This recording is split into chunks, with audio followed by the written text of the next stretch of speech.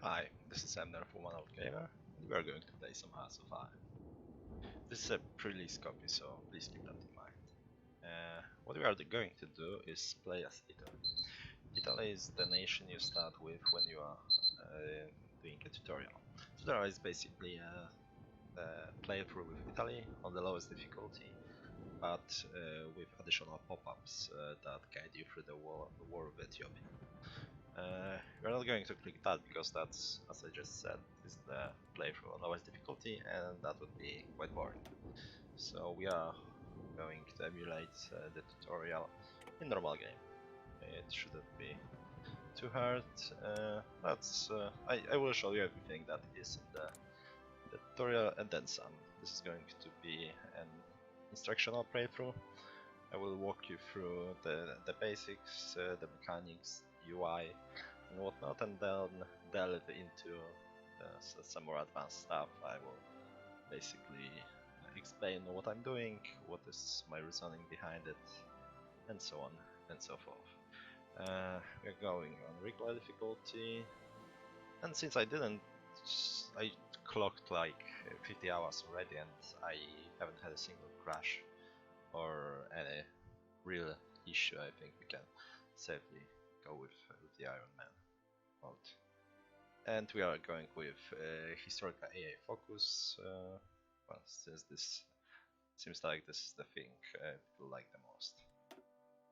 Options are, that's about it, and let's go. Going to save in cloud, Italy.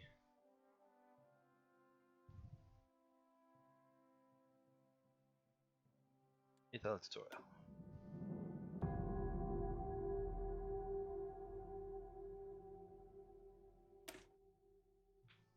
Alright, this goes fast, quite fast. First thing we need to do in every Paradox game when it loads before we unpause is to go through the pop-ups, through the alerts, so just that. We have a research. We start with 4 slots, and each slot allows us to research one thing, obviously. Let's first look through what Italy starts with. We already have motorized, we have mountain infantry, and that will be important. Basic weapons, that's nice. Not much when it comes to support battalions, only engineers, which is pretty sad, and we'll have to work on that.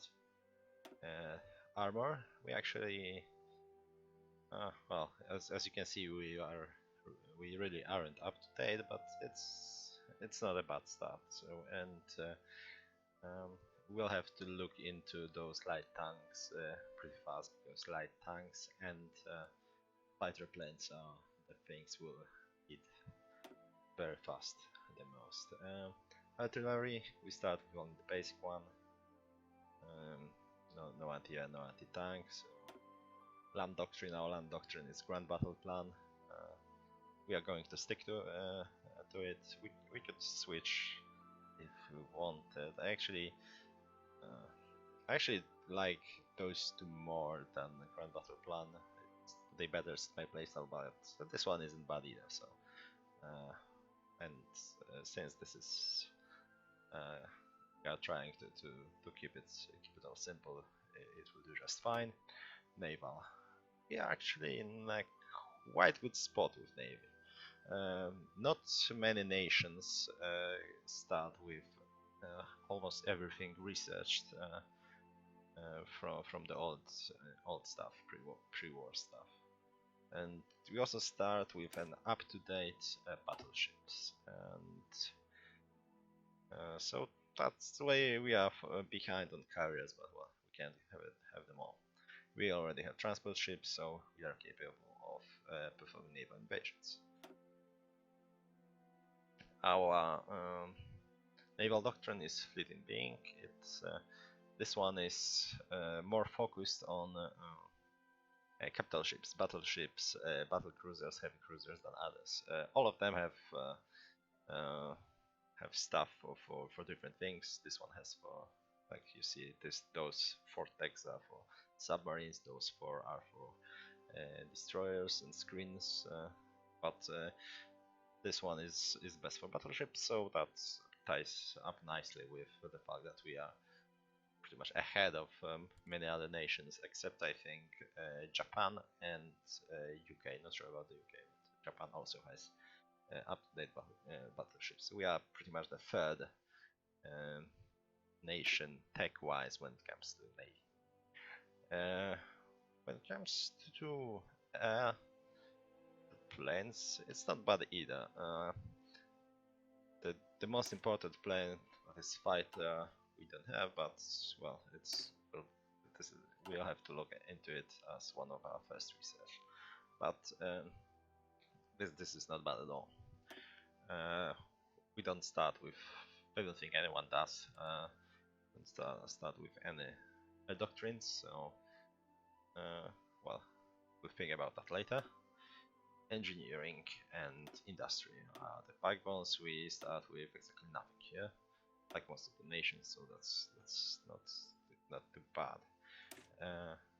We have, as you remember, we have 4 research slots to pick. So we'll start with 3 obvious ones.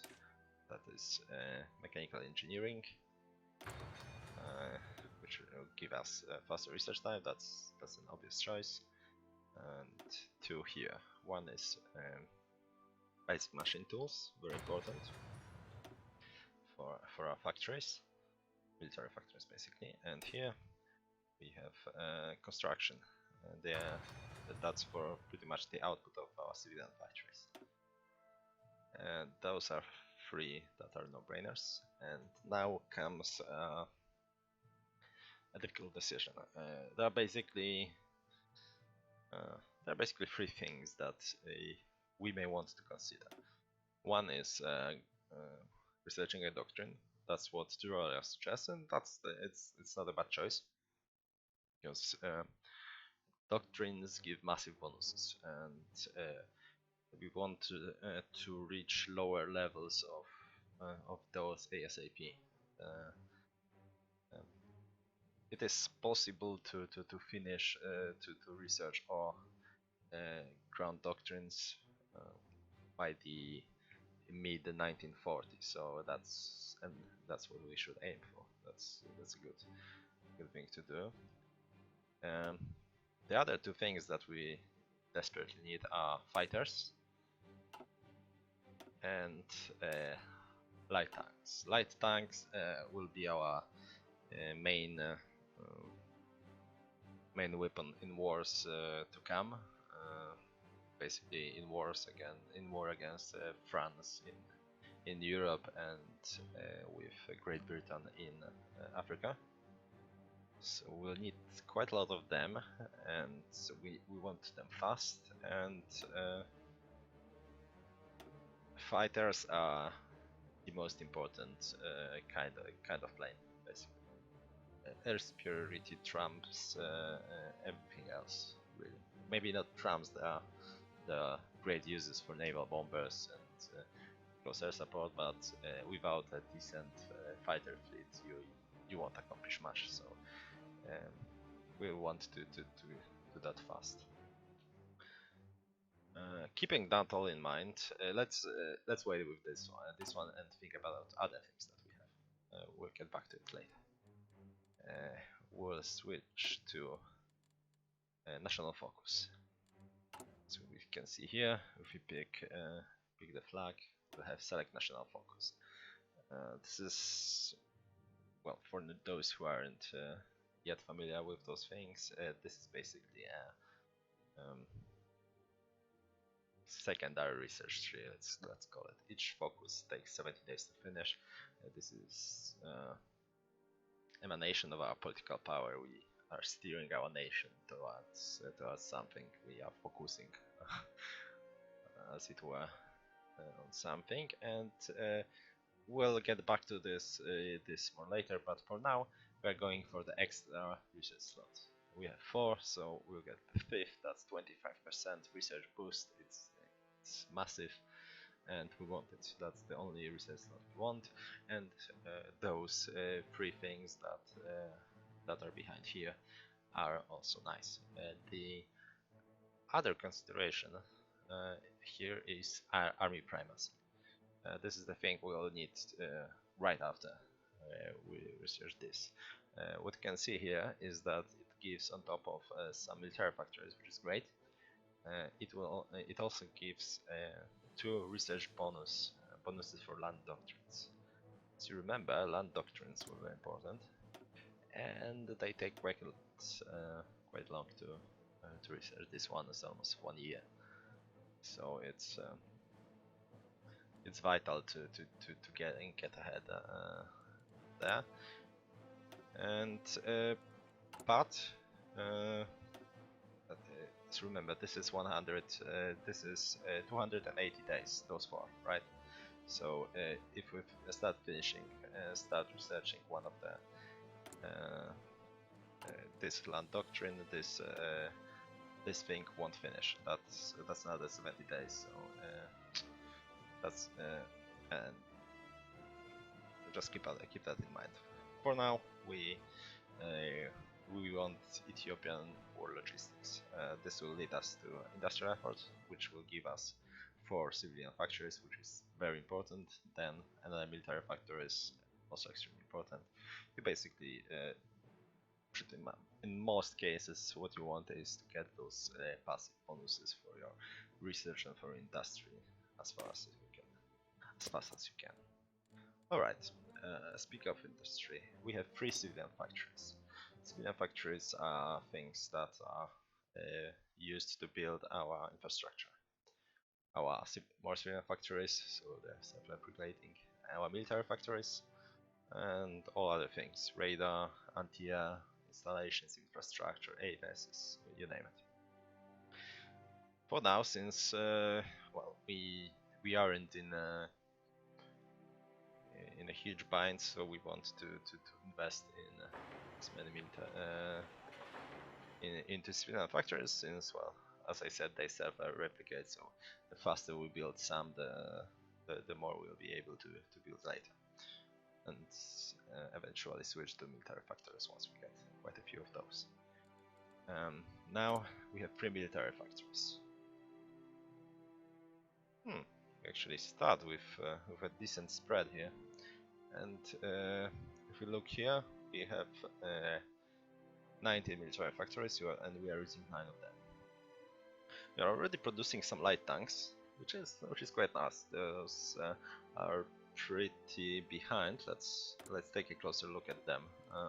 Compare what's the difference. They are slow. That's the main issue with them. They are only 10 kilometers per hour, kph, and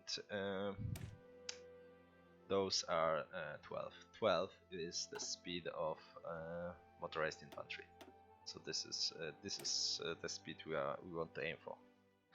So we are not we don't want those. We want those ASAP, and that's why this is the research we are going to choose.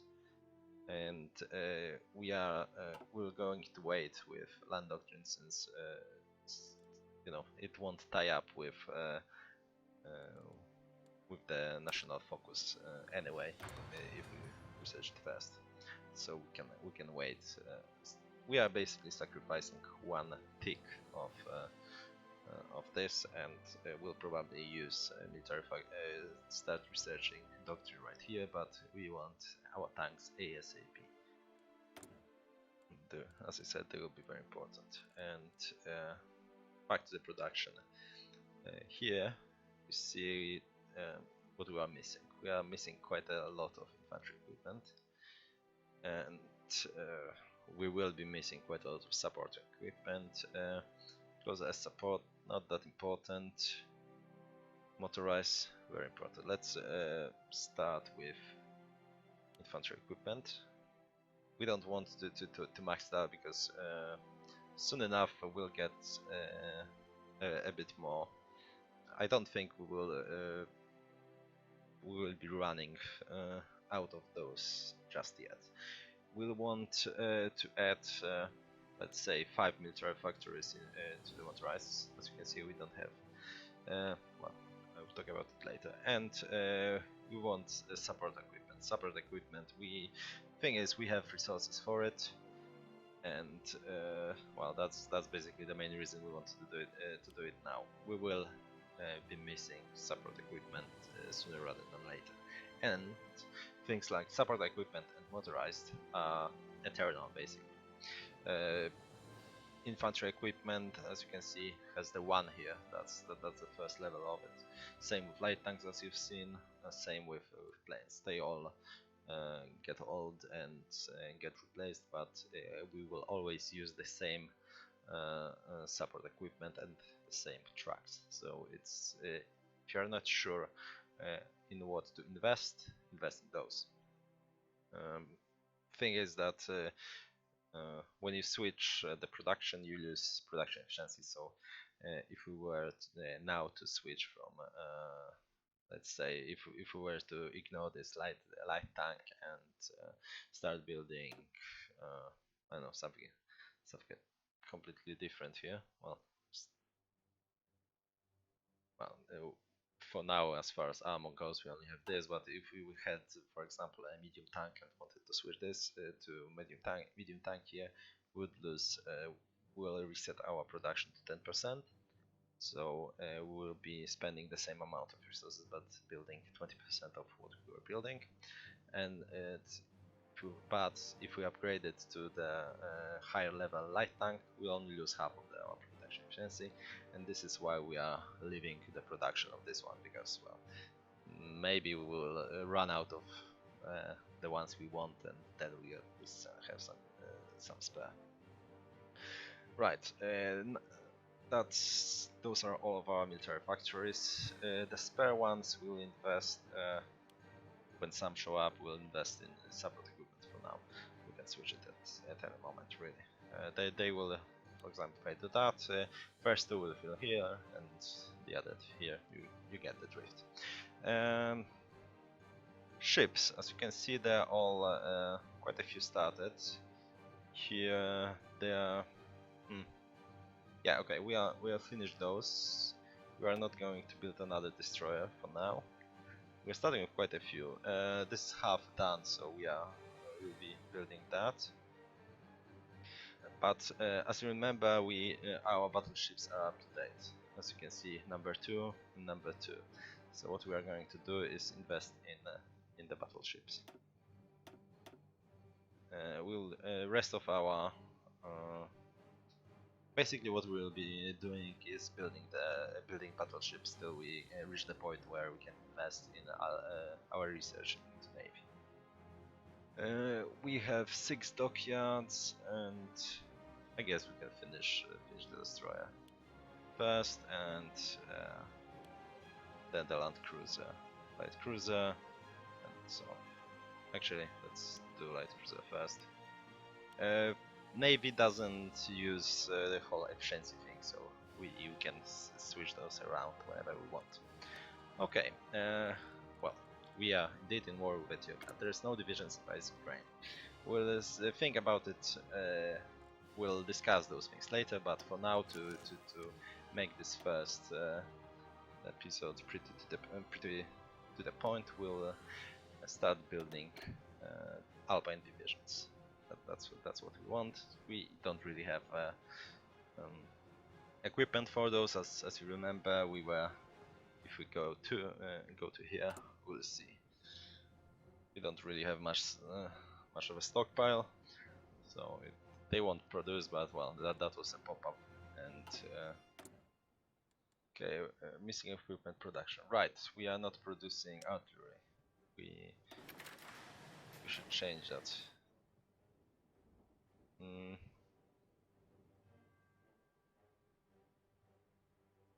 Alright, okay, so next let's shift click it to the top.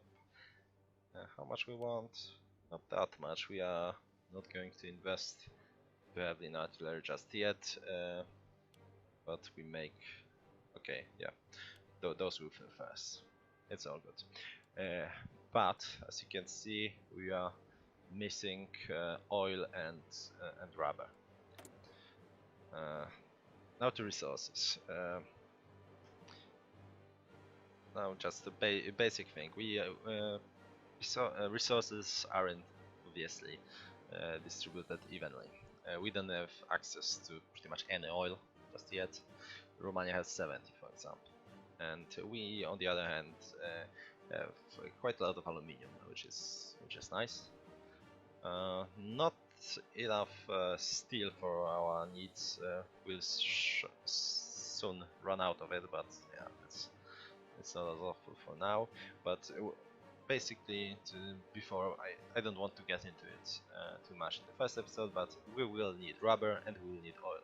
We'll need rubber the most. And as you can see, there's a lot of rubber to go around, but those are nations that will end up at war with sooner rather than later. That's why I will look past them, all of them. Siam will also join the allies, British Raj obviously. There are two, well, basically one nation. Well, Siam not always joins. Understand? Let's keep Siam in mind, but Brazil is the one we are interested in because Brazil will almost always remain neutral. And as you can see, they have 15. One civilian factory can buy us 8. So, but if we invest 2, we only get 15. But we'll do that because Brazil is one of the very few nations that can provide us with long-term rubber, and we want to. And if we want to buy it, someone else will. So we are going to suffer the loss, and with it, oil isn't as big of a problem. As you can see, Soviet Union has quite a lot. We'll have more, and Venezuela will be quite friendly. Romania as well, or we can conquer them. Oil is alright, and for now I'm going to save my civilian factories. And let's see. As you can see, I only need 6 rubber, but I'm going to take 8. I'm going to take another 9. It will be worth it. I just don't want to take any chances that I will lose that rubber from Brazil. All right, let's get to the war. We started war with Ethiopia. Ethiopia is very weak. We'll be able to defeat them very easily. What tutorial wants you to do is to create an army out of this bunch of here. We're going to do that by clicking at the bottom. Then we are going to assign a leader. There are 2 types of leader: field marshals and generals. They have different kinds of traits that they can get. But the main difference is that generals can only lead up to 24 divisions, so basically an army group. This general has skill 4, so he would be nice. But this is an easy war, and we want our generals to get some experience. So we're going to let one of the others to get some of that. I wasn't picking this guy because he's an old guard. He's getting some better entrenchment since he was fighting in the Great War, but yeah, shit experience gain. We don't care for that. We have an army. Now we click here or press Z, and left click on this border here. We'll create a front line. All of our troops, 14 troops, will be assigned here, and then having them selected, we are making an attack order. Right click here. Basically, we'll be micromanaging them a bit, so it's not that important. Other thing that so as you can see here, 14 divisions are assigned here, and 40 divisions are assigned here. Now we'll start getting a planning bonus. Planning bonus is quite an important thing, so we'll wait till it's maxed out. It's a major bonus basically for our army. and it is most of the time worth wait for that before we attack. And right here, actually, let's move this guy there because this is open to attack. Well, actually, we don't have to. Let's stop them and make another army. Another commander here. This guy. We make another front, and well, another attack order. We can actually change those things on the fly, holding Alt and right-clicking if we want, I don't know, more aggressive approach. And same thing with this. If we want to, if we don't like the way the attack is, if we want them to focus on this province rather than this one, or right here, we can just hold Alt and left click and hold on those arrows. It seems clunky at first, but it's actually quite nice when you give it a solid try. All right, so now that we have fighters, what I'm going to do is, and I suggest you to do the same. We're going to remove all the. Well, you either click here, click here for this. Basically, you want to remove all of those and create new ones because no one needs a 32 plain air wing. It's ridiculous, but it's basically ordered in the way it historically was at the time, but we don't care for that. We want nice and tidy 100 plain groups. There are reasons for that, but let's not get into them. Interwar bomber, interwar fighter. We want one group here, another 100. We can have 600 planes in Eritrea, so let's go with 3 groups of fighters and groups of bombers. Actually, naval bombers we don't need. Yeah, let's do let's place them all basically except the bombers. 500 actually. Okay, this one won't fit. Do we have another airport? We do. So let's not. Oh right. If we press F3 and go to the strategic air map, so you can what we can see here is the range. It will be important, but the base is sorted by distance. This is, as you can see, both Somaliland and Eritrea are the closest ones, obviously. But sometimes they are, despite being in the same province, they actually have a distance to it. But we'll think about that later. And here we are going to use last of our. Damn it.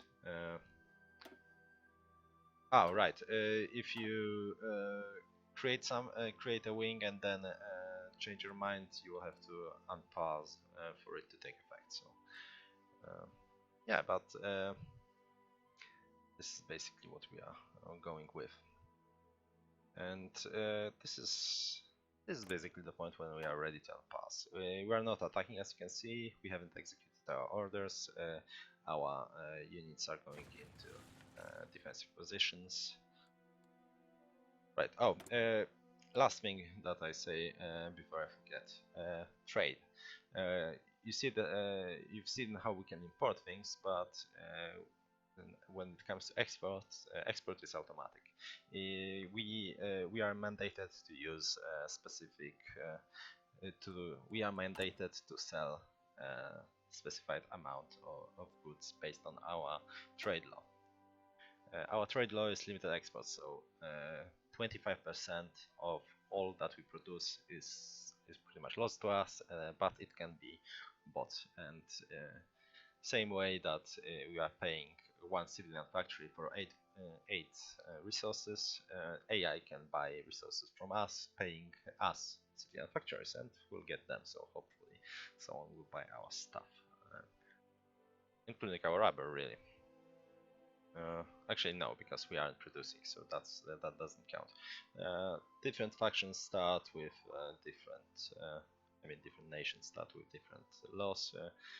For example, huge nations such as Great Britain can go, or US that have massive amounts of resources, as you can see here, can live with free trade, but we, being, well, mediocre at best, have actually this kind of trade law is pretty much spot on for us.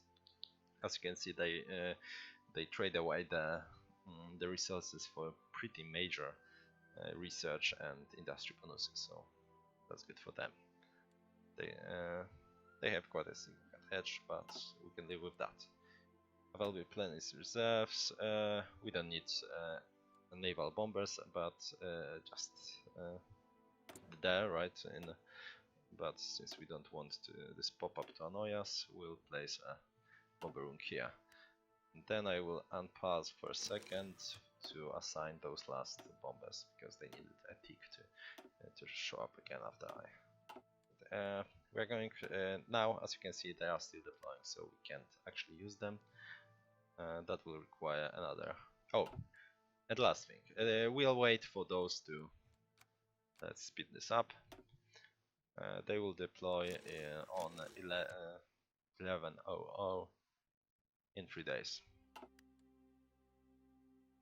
Unfulfilled input request. Damn it! Someone beat us to it. It's basically we had the lower trade influence than them, so that sucks. Okay, we're getting our civilian factory back, and well, we don't want. We have enough rubber for now, so.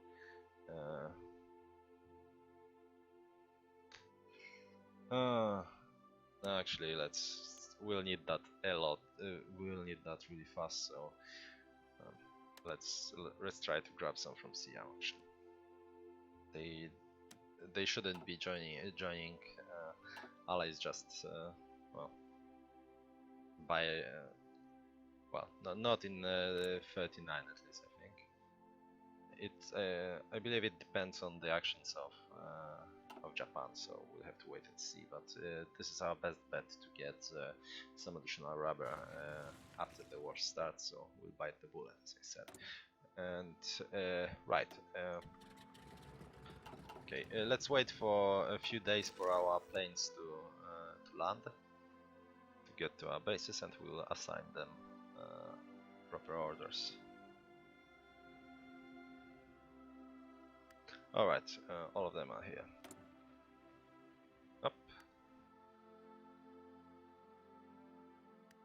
Alright, we want them to operate. This is the air map. East Africa is, as you can see, this is the whole region. The whole world is separated into regions. Some are, for example, strictly sea. Some are both. It really depends. This one is strictly land-based, but ports are included in the land region, not the sea one, so that will be important later. And we basically want all those planes to operate in East Africa, as you can see. As you can see here, Somaliland is actually a better place for our bombers. For our planes, it is, let's say, closer.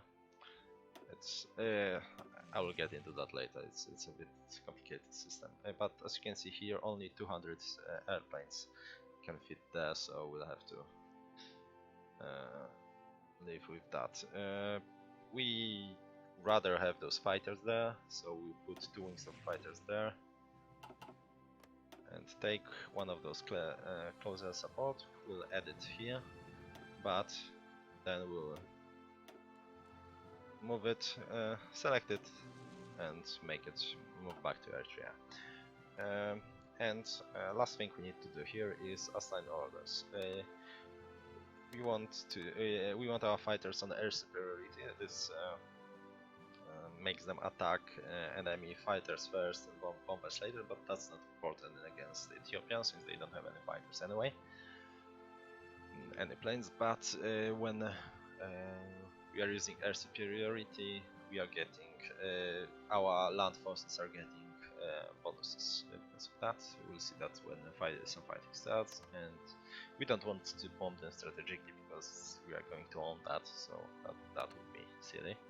But I will tell our bombers to support our divisions when they fight. Unlike in Hearts of Iron 3, you are not bombing stuff